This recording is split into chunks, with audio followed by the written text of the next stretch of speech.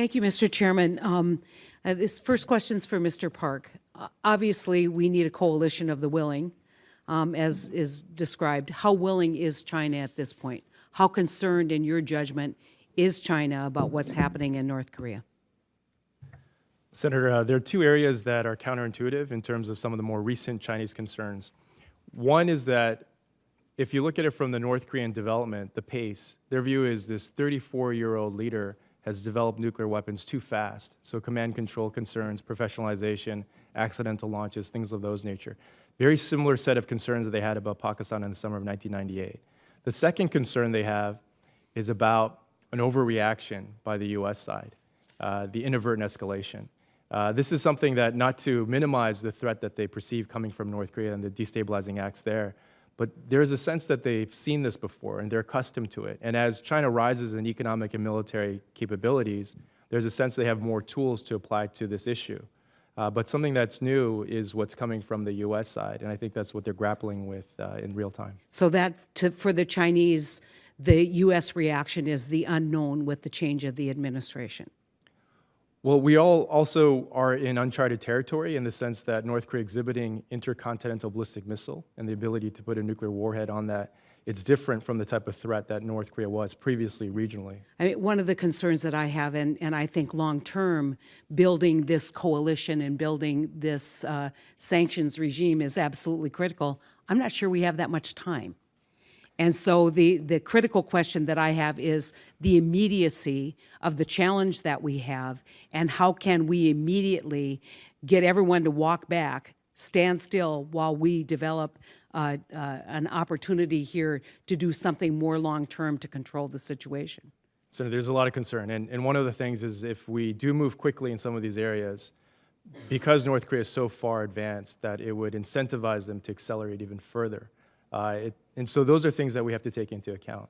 Yeah, these are the measures that there are a lot of secondary and tertiary effects that come out of them as well. I found your testimony actually fascinating, and something that we need to think more about, which is always the law of unintended consequences, and then really understanding the situation on the ground. And so I want to turn to Mr. Zubin and ask you just to respond to some of the testimony that we heard from Mr. Park, Dr. Park, about the challenges of trying to recreate one-size-fits-all kind of sanction regimes without really understanding the uniqueness of the Pacific. I also found Dr. Park's testimony and writings on this to be very informative. We can't have a one-size-fits-all approach. The networks that North Korea is using may have become more efficient, may have allowed it to pursue procurement goals more efficiently, more easily through Chinese banks. And one could call that an unintended consequence of sanctions pressure. That said, I don't think it calls for backing up. I think it calls for doubling down. And all sanctions targets are going to evade. They're always going to try to move to more covert, smaller, more nimble means. But we have proven equal to the task. We have, as we're working with our partners, the intelligence capabilities and the enforcement capabilities to play that cat and mouse game and win. So just quickly responding to Dr. Park's comment about any kind of major effort at this point may in fact escalate and advance the work that the North Koreans are doing. So there I would respectfully disagree. I think North Korea is already fully incentivized to go full speed. And I don't think we are going to encourage them to go any faster than they're currently going. Okay. And those are all really critical points, because I think that with this committee and with the work that's already being done in Congress, we can build a sanctions regime that could be effective. We just don't have a lot of time here. And so, Mr. Zubin, if you could just give us one suggestion of something we should be doing diplomatically or in this Congress that you think would have an immediate reaction. I think there is room for Congress to be providing additional tools of pressure, as Congress did with Iran, to allow the administration to go to China and say, look, the game is changing, if not already changed. And the costs for you, for your companies, even for your financial institutions, are going to become unacceptably high. help us figure out a way out of this. And sometimes it's caricatured as a good cop, bad cop routine where Congress is the bad cop. There's a role for Congress in helping assist that. And I want to be sure that, as I noted in my testimony, the administration is left with the latitude to ratchet up, ratchet down, and play that leverage in a smart, strategic way.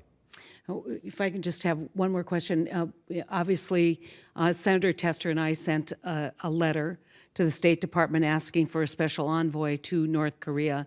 We did that at the suggestion of a lot of folks that we thought were engaged and understood this problem a little bit more.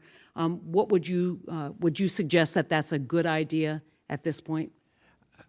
I would respectfully defer. I don't know whether that's needed. I do know that what's, I believe, motivating your letter is sorely needed, which is a concentrated effort from this administration from the top down. And it has to involve, as I saw in Iran, our ambassadors across our many embassies. It has to involve the Defense Department, the State Department, the Treasury Department. It has to be a full court press. And it has to be consistent. Correct. From trade policy all the way down to foreign policy, diplomatic policy, military policy. Absolutely. And as I noted at this committee's subcommittee hearing back in May, it doesn't help if the State Department is winnowing down at exactly the time that we need to be ramping up this campaign.